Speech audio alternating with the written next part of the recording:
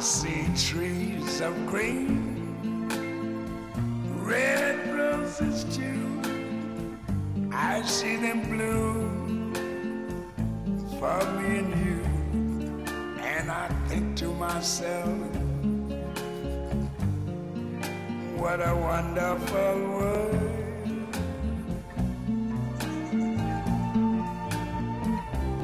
I see skies of blue and clouds of white, the bright blessed day, the dark sacred night. And I think to myself, what a wonderful.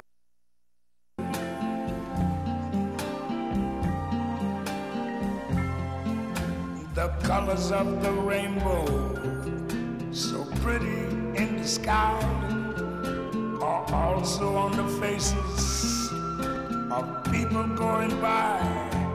I see friends shaking hands, saying how do you do. They're really saying I love you. I hear babies cry, I watch them grow. They learn much more than I never knew. And I think to myself, what a wonderful world. Yes, I think to myself, what a wonderful world.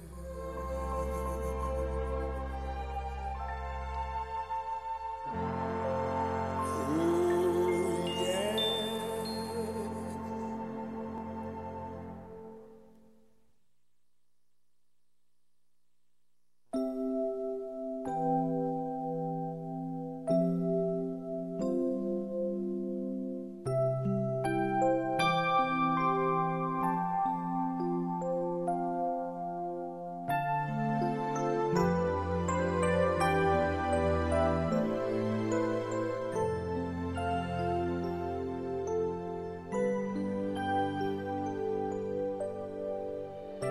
Somewhere out there, beneath the pale moonlight,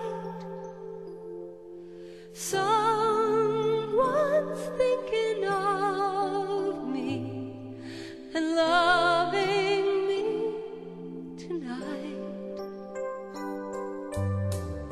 Somewhere out there, someone saying a prayer that we'll find one another in that big somewhere out there. And even though I know how very far apart we are, it helps to think we might be wishing on the same bright star. And when the night wind starts to sing a lonesome lullaby, it helps to think we're sleeping underneath the same big sky. Somewhere out there, if love can see us through, then we'll be together. Somewhere out there, out where dreams Come true.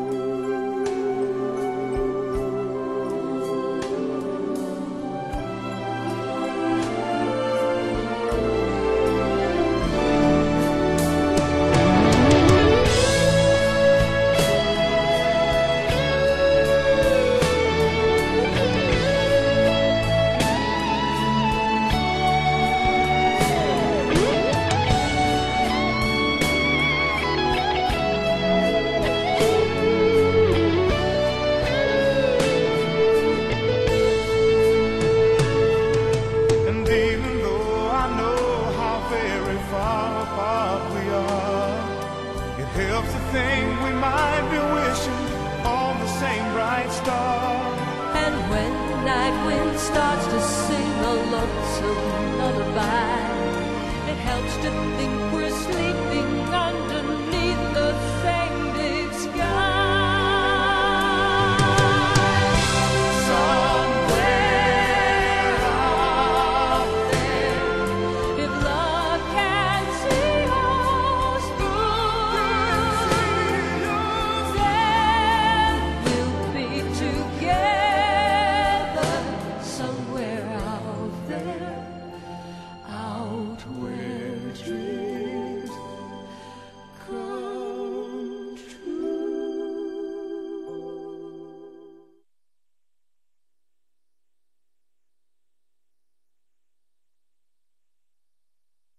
Was born April 26, 1958. I had 3 other little children. Mark was 4, Lori was 3, and Debbie was planned and wanted, and we were so happy when she was born. Unfortunately, I had a little medical problem and had to stay in bed for a month after she was born. So the first month of her life, she laid right on the bed by me. I didn't leave her 2 seconds. So we really had a chance to bond. The other children were over at Doyle's mother's being tended, so I was with her for a whole month without any other children, and we were right on the bed, so I really felt close to Debbie. She was a good baby, and maybe that was the reason she got so much tender, loving care the first month, that she was just a good baby. She'd fall asleep on her own, which was like a miracle to me. None of the rest did. She was just a real sweet, loving baby. From the very beginning, she was practical, and Debbie always knew what she wanted. When she was about 3 years old, one day she'd been in my bedroom looking in the bedroom mirror. It was a full-length mirror. She's standing there looking in it. She'd come running in the living room and said, "Mama, you have to take me to the store." And I said, "Why? Why do you want to go to the store?" And she says, "I want to go to the drugstore." "The drugstore? What do you want at the drugstore?" "Well, Mama, you have to buy me a new face. This one is ugly." So she knew what she wanted early on. Debbie always loved to laugh, laughed a lot and all the time. One time when her and Jenny were little, Debbie was probably 4, Jenny was 3. We had kitties, and they were in a cardboard box with, you know, a blanket or whatever.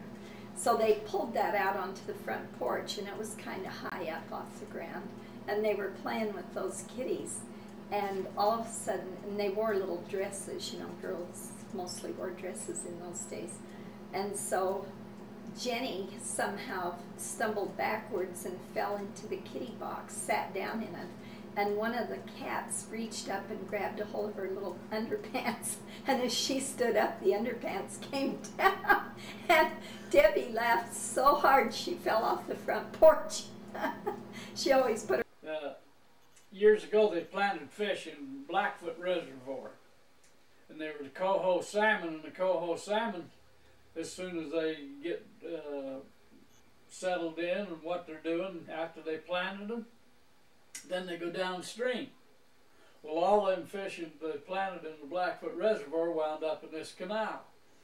Your dad would go out there.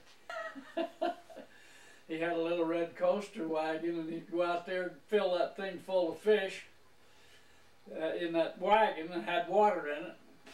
He'd haul them all around the neighborhood and show everybody his fish, and he'd have, you know, 20, 30 fish in this wagon. And then after he got done that evening, before Mother got home or before I got home, he'd bring them in the house and put them in the bathtub. And one night when I got here, before her, one evening, he was in the bathtub with all them fish at the same time, just a swimming around in there. He's a flip-flopping fish ever. Some of them were pretty good-sized fish. And I remember that, and I remember when another time out there in the canal, when they turned the water in the spring, there was a lot of frogs. He'd go out there and gather up them frogs and show all these, take them around and show all his buddies and friends in the neighborhood, and then he'd have bring them over here, and so I could hear something one night, just a, or how the frogs go. Ribbit? Ribbit, ribbit, ribbit. And I thought, where is that noise coming from, you know? And I finally cornered him, and he had a pair of pants on, and he had frogs in every pocket of that pair of pants. And he was so proud of them. He made us put them in an little aquarium we had, so we had frogs in the aquarium. But do you remember how old he was? and I would guess he was about 5 or 6, 7 years old then. One time he never wore a shirt and he never wore any shoes. He'd run up and down, and he could walk on concrete or he could walk on rocks. He was so tough. He never, you know, his feet was so hard and hardened, and he'd just take off. All he ever wore in the summertime was a pair of shorts. No shirt, no shoes. And he'd done that every summer all the while he was growing up at ours. Always walked to church. He'd head off down to church, and somebody'd always have to get him and holler at him and tell him to get back and get his shoes on, because he never had his shoes on and was headed for church. What kind of sister was she? Well, Debbie and Jenny got along well. They always did. They'd get in trouble sometimes, but usually it was for giggling. They'd giggle to where we'd just want to throttle them because they wouldn't stop. We'd be in the car and giggle, giggle, giggle. Like I say, Debbie always loved to laugh, and that got her in trouble about as much as anything. But she was good to her sisters and brothers. She had a big brother that liked to pick on her. Sometimes a child will pick out one other child, and that's their target. And Debbie was Mark's target. And I regret that. I should have sat on him harder, but I felt like I was on his case all the time, so it was. But she got along well, and now that they're grown, I don't think she has better friends in the world than her two sisters. She just loves them dearly, and her brother Doug. And we lost Mark, but if he were here, I think that they'd all get along. I've never seen any of the kids have any quarrel as adults, not one quarrel as adults, which I think is remarkable. Some families get together and it's a war. They can't wait to get a party and to go home and be away from them. But our kids really love each other. I'm so glad they do. We went to Island Park. I don't know if it was a weekend or an outing of some kind, and all of us, and we drove to Island Park, and we'd spent the weekend up there, and we was on our way home, I guess, Sunday afternoon. And we stopped in Rexburg to get gas and some goodies for the kids. Pulled in a service station there, and we was all sitting. All went in. The kids all went in. They all had to have some candy or whatever, and go to the restroom. So me and Grandma got the gas and got back in the truck, and all the rest of the kids piled in the pickup, and we started down the road. And I don't know why nobody ever said nothing. The kid never realized it or what, but we was missing Larry. And I looked through the rearview mirror, and here he was coming down the road behind us with his hands in the air all around. And here we'd done lost Larry in Rexburg that day. But I stopped, and he come running down. He said, "What are you leaving me for?" I said, "Better start paying attention. We'll just leave you at the next stop and won't pick you up." But he was coming down that road just waving his arms and hollering at us before anybody ever noticed him. And he was late getting in the car. But we tried to get rid of him several times, but it didn't work. But we had a big garden down behind the station down there. And not just Larry was in on that deal, but most of our kids. And we grew a lot of corn, and we grew a lot of zucchini squash and cucumbers and all that stuff. And them kids would come with that same wagon that Larry had. They'd fill that up and go around this hidden village here and sell corn and squash and zucchini up to the, you know, a lot of zucchini. And they kept, I let them keep the money, and so they always had a few dollar or two to spend, and they thought that was great fun. But he'd come down there and pick that corn and fill that little wagon up, and then Kathy or Tina or one of them would go with him, and they'd go around the neighborhood and sell all that stuff to the neighbors, and probably give most of it away, but they probably got some money for some of it. But and they were ready to do that, and they was interested in it, and they had a big time at it. But that was just a few of the things that I remember. Debbie was inventive as a child. Grandpa remembers, or Doyle remembers, that she would sit in the bathtub and make up songs and sing. And I remember her sitting there probably by the hour singing. She loved to sing and she loved to make up songs. When she was a little older, probably 13 or 14, the next door neighbor, Janet Williams, taught her how to sew. From that day on, Debbie was a seamstress. She made all of her own clothes, her own blouses. She made Doyle a shirt, Mark a shirt, me a dress, me a couple of 3 things probably. She was really a professional, good seamstress. And in fact, when I think she was a junior or senior in high school, she got a job with a lady that did all of the clothing alterations at the best department stores in town, and Debbie altered clothing, put in new sleeves, hems, darts, took in things, let out things. She was just incredible for a girl her age, and she was always really work-oriented. She'd come home from school, walk in the front door, say, "Hi, Mom," go straight upstairs to her room and sit down at the sewing machine and sew steadily until dinner time at 6. She was always a hard worker and always stayed with it till it was done. When she was younger than that, she learned to play the piano by ear, and Laurie's piano teacher threw a fit and said she can't do that, she'll ruin herself, she's got to have lessons. But she didn't like that formal lesson with all the scales and everything, so it wasn't long till she dropped out of that. You know, he just drove his mother wild with breaking things and trying to find out how they worked. He was always tearing something apart to look to see how it worked and see if he could put it back together again.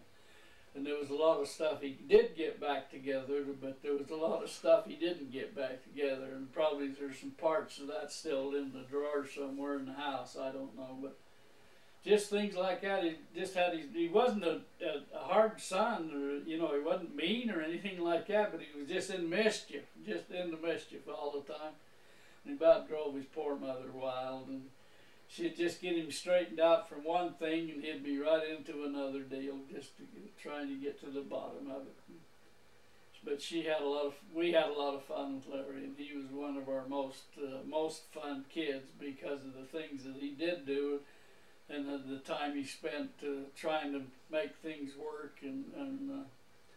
But he had a lot of ideas of his own, and he was just a child that he just didn't want to be bothered. Nobody bother him, and he'd do his own thing, and it was always something. But in the neighborhood, him and Kelly Owens and the Packard boy would get together they'd get together themselves. When it snowed, they was out shoveling the walks for the old ladies in the ward all the time, and their driveways and stuff like that. And they was always trying to help and think of things to do that would help some of the poor old lady. She took up painting. She loved to draw and paint, and I think she was about 15 or 16 when we went to Portland one year. Doyle and I took a trip and went to Portland, and we brought her back a whole set of oil paints with an easel and brushes and paints and everything. And she loved those paints and painted, and I have pictures in my home that she's painted. She's pretty good.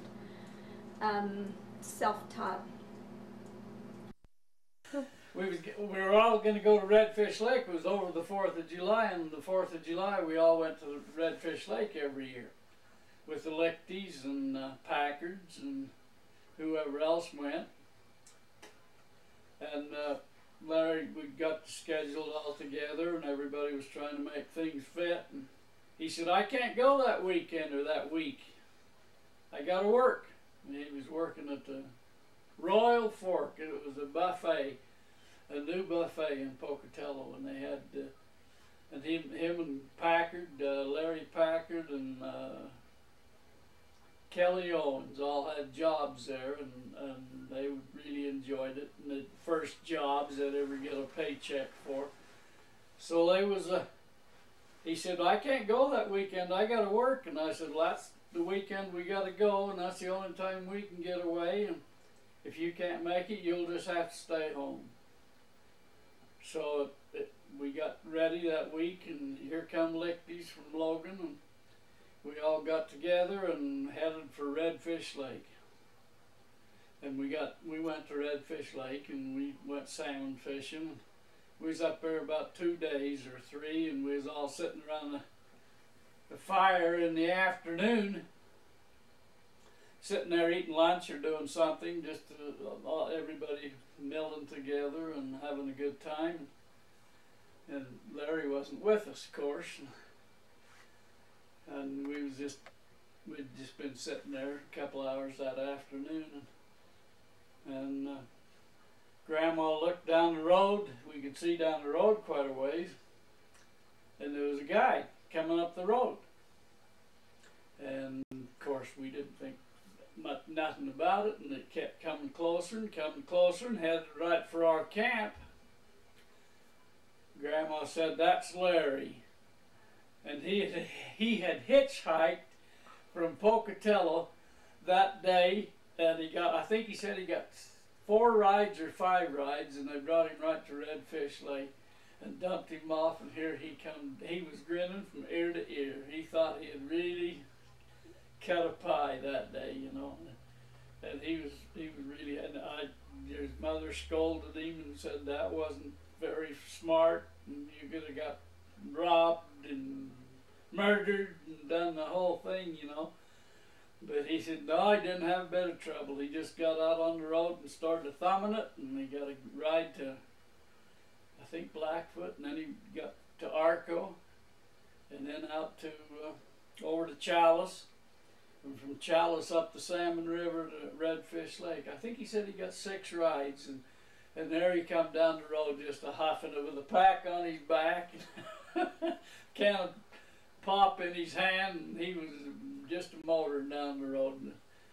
But that was a little, after we thought about it for a while, that was a little scary, but it didn't bother him any. He was just happy to be there. And he wanted to get in on that Redfish Lake trip, because we took that once every year, and that's probably the only time we ever got them all together and left the house. But here he come down the road all by himself, and he thought he'd really done it that day. Do you remember how old he was that I time? would guess he was 15 or 16, yeah.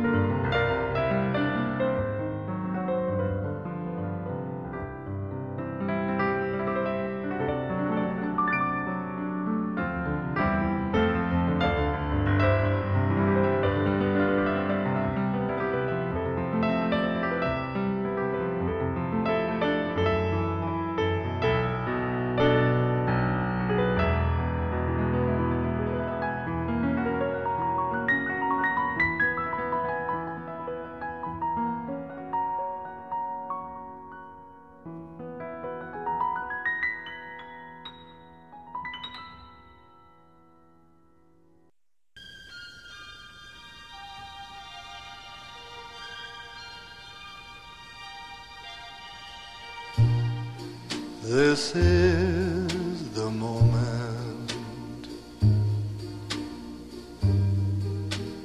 I've waited for. I can hear my heart singing. Soon bells will be ringing. This is the moment of sweet aloha. I will love you longer than forever. Promise me that you will leave me never. Here and now, dear, all my love I vow, dear. Promise me that you will leave me never. I will love you longer than forever.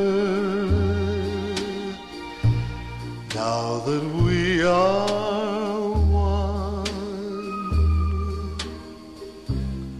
clouds won't hide the sun. Blue skies of Hawaii smile on this our wedding day. I do love you with all my heart.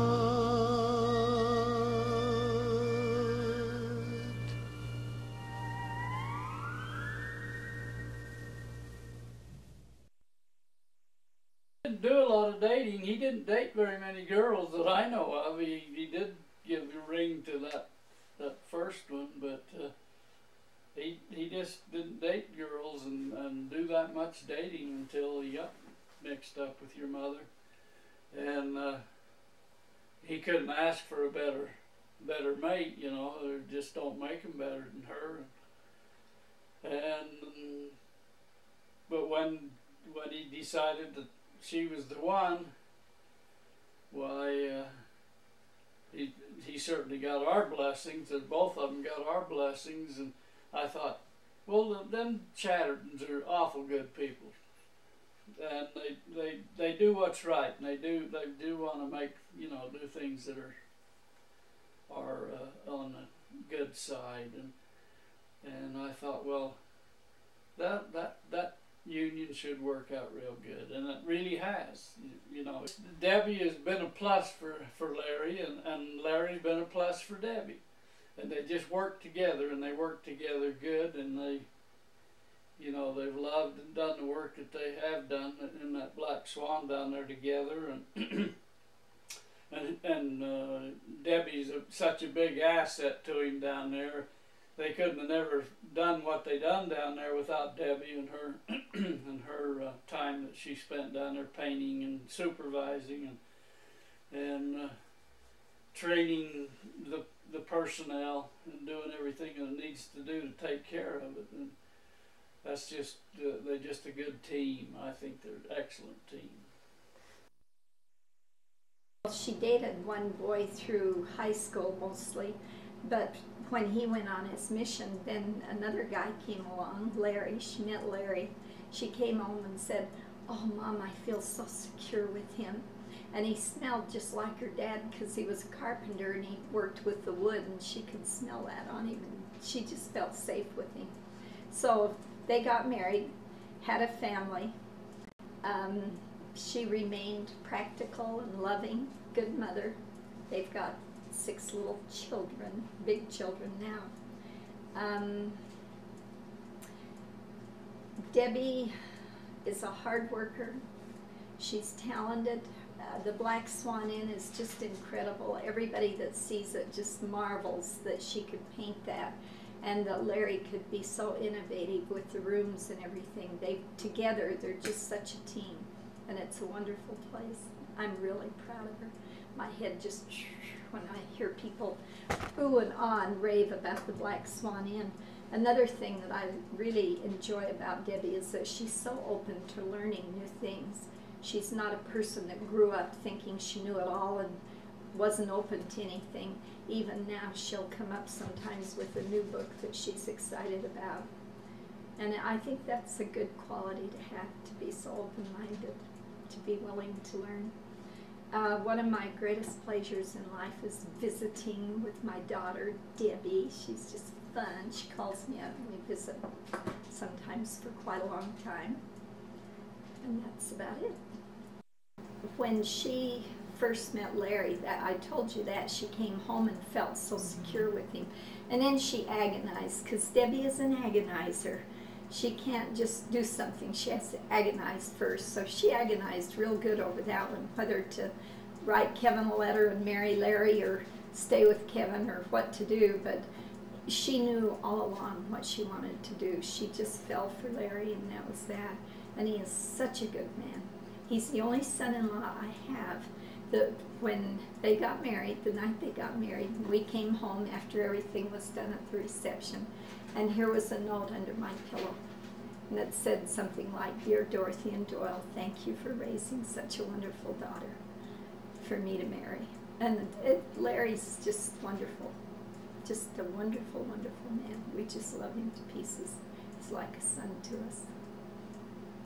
He's written me little notes over the years. He's just a real sweet, sweet guy. In fact, you know how Grandpa hardly ever says anything about anybody one way or the other. The other day we were driving along in the car, and he's out of the clear blue sky. He said, "You know, I really like Larry." And I said, "Oh, do you? Well, so do I." He says, "I really like him." And then he drove a minute, and then he said, "Well, I like all my son-in-laws. They're all good guys. We're so lucky to have all these good people in our family," which we are. We just feel so blessed.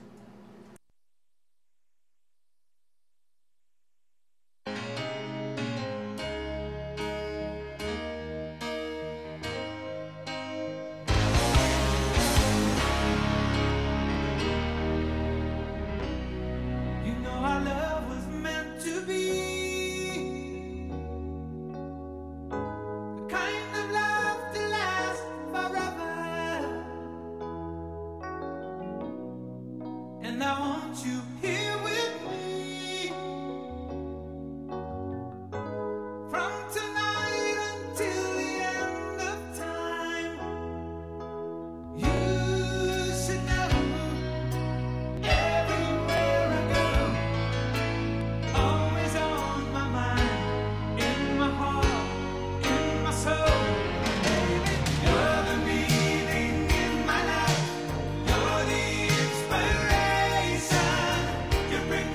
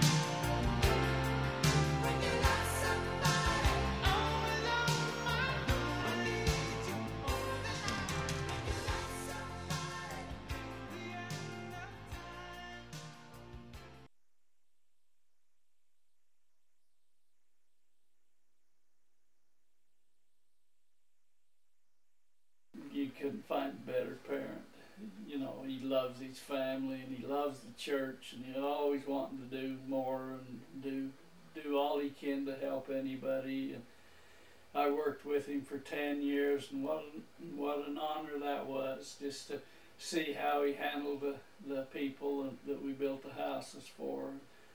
And I know he give in to a lot of the things that maybe he shouldn't have, but it's just the kind of guy he was, and that's just the way he worked and operated. And he done such a good job.